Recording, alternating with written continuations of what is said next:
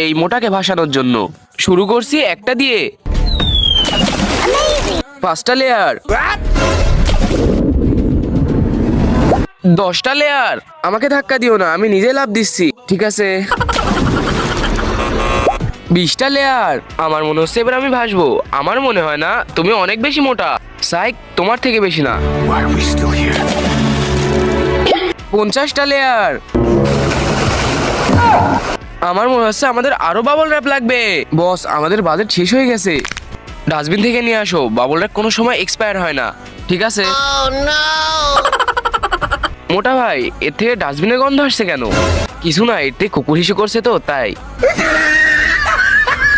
100টা layer. অনেক হয়েছে, এবার যদি আমি ডুবে যাই আমি প্রপার ডায়েট করব।